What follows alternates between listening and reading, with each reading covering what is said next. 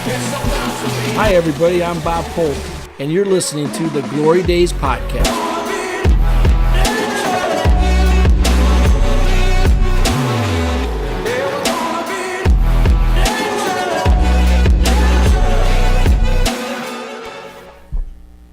Hi, I'm Bob Polk. I'm your host, and welcome to episode number 2 of Glory Days. We're broadcasting live here today from the Baseball Heritage Museum at Old League Park at East 66 in Lexington. This is kind of be our home base for most of the podcasts that we do. And this podcast is basically about baseball, baseball's past, present, and future. We'll talk about a lot of different things. And also we're going to talk a little bit about Cleveland and the role that Cleveland played in our national pastime. A few things I'd like to go over first before we get into the meat of the podcast. Over this past weekend, we held our first pitch hit and run contest here at League Park. We had about 25 participants. The Lord gave us a great day. It was sunny, a nice day. A couple hundred people came through here. Very quickly, I'd like to thank the people that helped me out, Baseball Heritage Museum, Bob Zimmer, Margaret Reardon, for getting all the information and news out to the kids. And then also I had a lot of friends and family that helped me out. Pierre's Ice Cream donated free ice cream, Campbell's Popcorn, Dave's Markets was a big, huge sponsor. And then also Steve's Sports, which I'm sporting one of their hats today. He supplied all of the baseballs and softballs for the competition. So I'd like to thank Dave Lanisco, who helped me out, Vince McGee, local author and artist. So he helped us out with it. We had Gary the Entertainer here playing a guitar, wandered around for a couple hours playing all 60s and 70s music. It was a great time. And then also Rickshaw Willie for the use of his old-time ice cream bike. And that's when we passed out the ice cream bars. And I noticed throughout the day that my grandkids were having a very fun time riding that bike around, ringing the bell. So it was fun for everyone. And then also Lois helped me out, my friend Bob from work, and then my daughter Andrea, and then all of my grandkids were here. Let's see if I can get them all in one take without forgetting them. Hannah was here, her brother Wyatt, Chase was here, JJ was here, who he's our main man now, taking care of the video and audio. Tessa was here, Julia was here. So all 6 of my grandkids were here. It was great to see them. This is kind of what this is all about. We just want kids to get back out and play ball. You know, it's a different day and era, and you know, kids are on their video games and doing different things, and there's nothing wrong with that. But we need a nice balance. So it was great to see them. So anyway, thanks for all the people that helped put that together. We plan on holding it next year, and we plan on doubling or tripling the amount of participants we had. So thank you for everybody that donated, and it was just great to see everybody out here. So, and congratulations to the ones that moved on to the regionals, and then also when they get beyond that, the finals, national finals, will be at Progressive Field during All-Star Week. So it was a great thing. So anyway, today I want to spend a little time. I was reading through recently. I have this baseball encyclopedia here. I've had it forever, and I didn't realize how long when I looked at it. It's a 1979 edition. So that means I've had this for 40 years. So you can see how large this book was. It's actually about a 3-inch thick book, and now we still have 40 more years to add to it. So they put new editions out for it every year. So I was kind of looking through it, and I wanted to talk a little bit about some of the old-time players and some of the big-time players, the ones that brought baseball to the masses. You got to remember back then, we were just in the dawn of radio and TV. Didn't really start until the late 30s, early 40s. So all the information you got was from the newspaper, word of mouth. In the off seasons, most of these guys had to have jobs because the pay wasn't big back in that time. They'd be insurancemen, car salesmen. They would kind of take up whatever job they did. They would do a lot of barnstorming, some of the bigger names, and that's what got eventually got baseball moved more to the West and to the West Coast, because basically back in the time period I'm going to talk about, from 1900 to 1940, the majority of all the teams were on the East Coast. So I picked out 5 players. These are just 5 that I picked. I'm sure there's going to be some of you are going to say, what about this guy? What about that guy? There's a lot that I missed. There's a lot of players, but I just picked 5. And I want you to really listen to these statistics when I go through it. See if you think they compare with any of the players from the last 40 years or players of today. So the first one we're going to go through, his name was Honus Wagner. He played from 1897 to 1917, so 21 years. So he initially was in there when the professional sports started. So he basically played most of his career for the Pittsburgh Pirates, all of his career for the Pittsburgh Pirates. He was a shortstop. He was inducted into the Hall of Fame in 1936, which that was the initial induction. 3 of these players were all inducted in that year. Let's see, what else I want to say about him. So I'm going to go over some of his stats. Okay, so 21 years, he had a .328 lifetime batting average. That's .328 lifetime batting average. 17 years in a row, he batted over 300. Can you think of anybody that could do that nowadays or did that in the past? 17 years in a row, he batted over 300. He had 3,430 hits. He had 651 doubles. He led the league in doubles 7 times. He won 8 batting titles. On top of that, he had 252 triples, which is unheard of. You know how tough it is. The triple's the hardest thing to get in the game. And then on top of that, he led the league 7 times in steals. He had 722 stolen bases in his career. So those are some crazy numbers, I'll tell you. And then they all had nicknames back then too. And his nickname was the Flying Dutchman. He was 5'11", about 200 pounds. So anyway, let's move on to the next player. Number 2 player I have was, you're going to know, Ty Cobb. Ty Cobb played his whole career in Detroit, and he played from 1905 to 1928. So he played for 24 years. This guy's batting average is really crazy. You're not going to believe this. I believe he's the all-time highest average of 367 was his batting average, and he held the all-time record for hits until Pete Rose passed him. He had 4,191 hits. He hit a lot of singles and doubles. He was a slap hitter, very fast. He had 724 doubles. Remember I just said Honus Wagner had 651? Ty Cobb had more than him, 724 doubles. He also had 297 triples, which was about 40 more than Honus Wagner. That is a crazy number. And then also stolen bases. He had 892 stolen bases. So he was about 150 above Honus Wagner. Back in that days, that was what they called the dead ball era. There wasn't a lot of home runs being hit. So you kind of had to manufacture your runs. You get a single, double, steal a base, a slap hitter, move the ball around, distract the pitcher. You did whatever you had to do to get the runs in.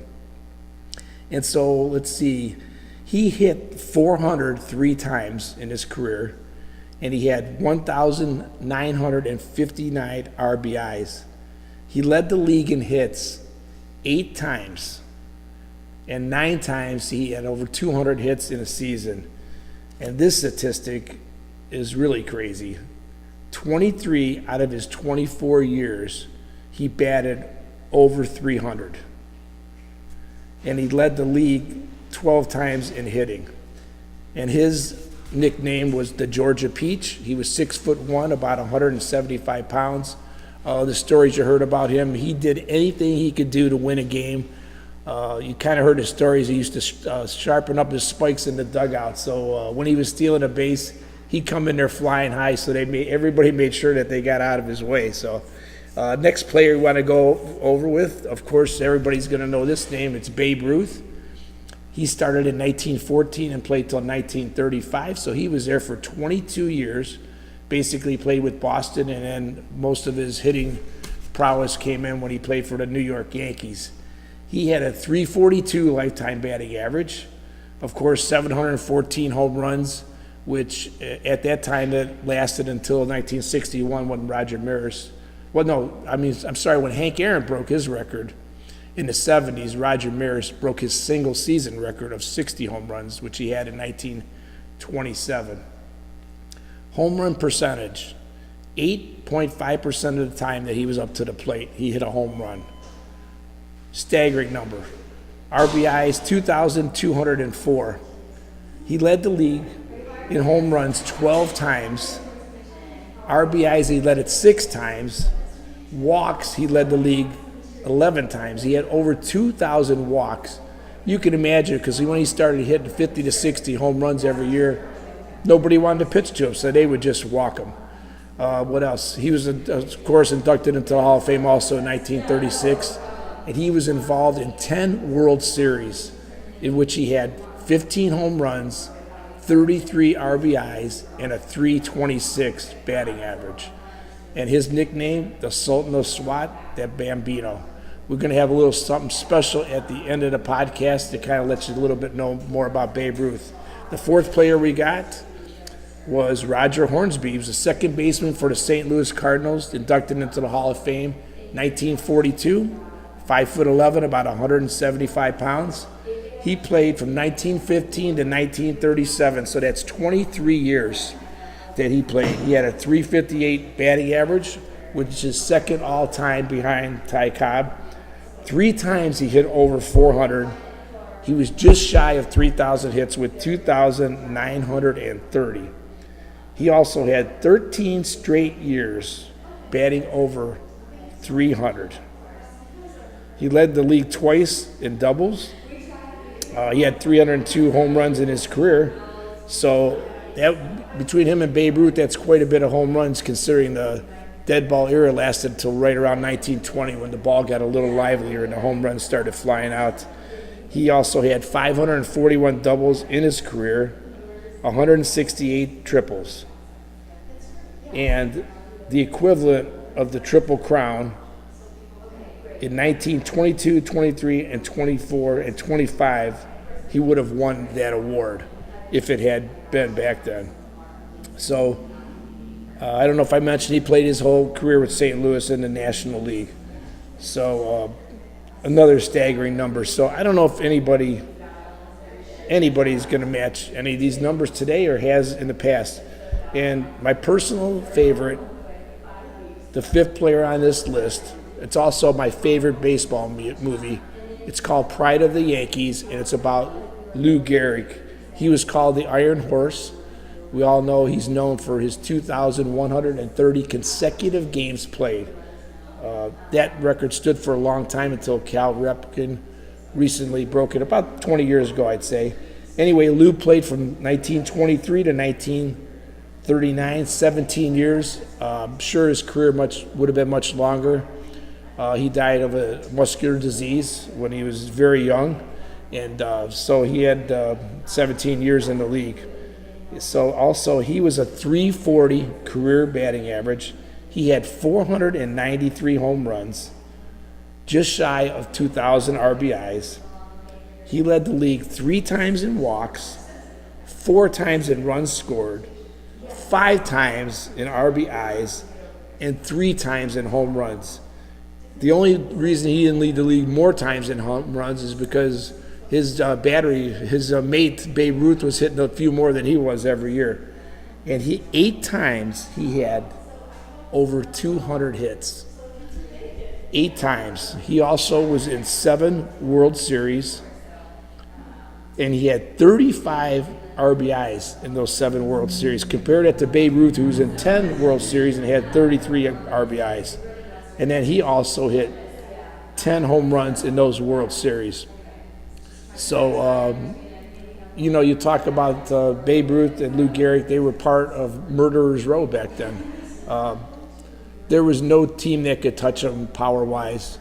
Babe Ruth and Lou Gehrig, their yearly totals for home runs most of the time was more than most of the other teams and some teams combined. So it's crazy when you think about it. Like I said, I don't know if you could compare today's player. It was just a different player. They loved the game. They played for the love of the game. Sure, they made some money. Not like today's players. But like I said, they barnstormed. Their spring training was a little bit longer because they were working regular jobs during the winter to make ends meet. They weren't able to train all year long. So that's kind of the way it was. I remember a story real quick. One time I heard about Babe Ruth. They were asking him, well, this is crazy. How could you be making $80,000 a year? You're making more than the President of the United States. And he goes, well, if you think about it, I had a better year than the President of the United States. So I should be making more money. But so it's crazy. So my crack staff here, JJ Corey, tells me we got about 4 or 5 minutes left to go over things. So anyway, those are just 5 of my top players from that era. In podcasts as we come along down the line, I'm going to go over the next 40 years. So that kind of covered from 1900 to 1940.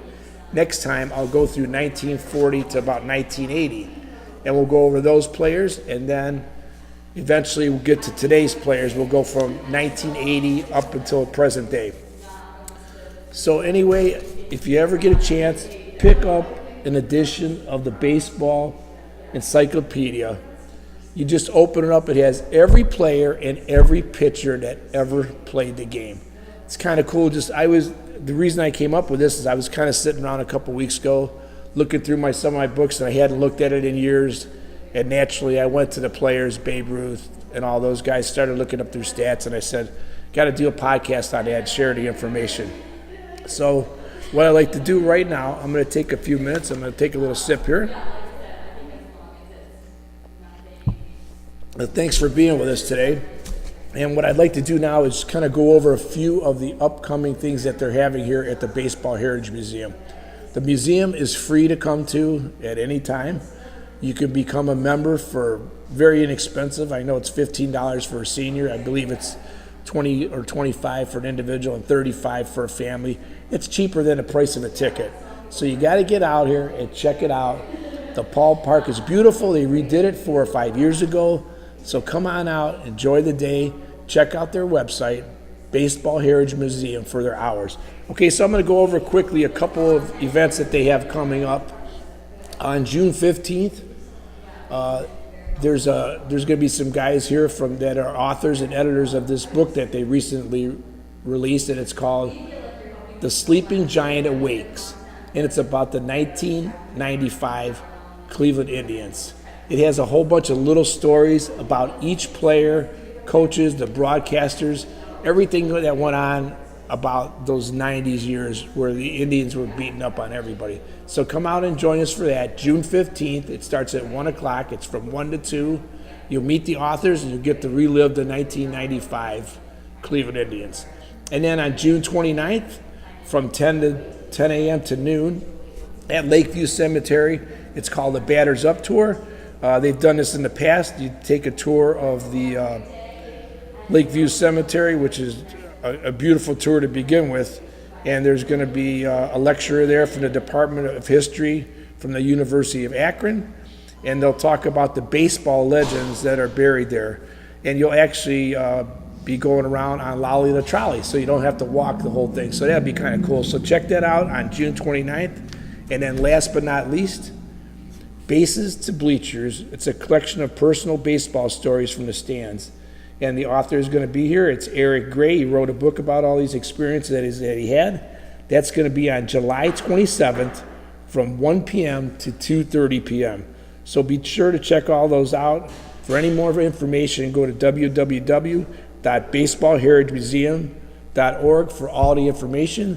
And I want to let you know, make sure you check out our podcast. It'll be on our YouTube channel, and also we're going to start having the video on there too. So the YouTube channel is just Glory Days. So look up Glory Days and you'll find it there. Also, we're going to be broadcast audio part of it, you'll be able to get on keeonsports.com. That's KEE on sports.com. There, go there. They have a podcast. You click on that, and you can check out the podcast at any time.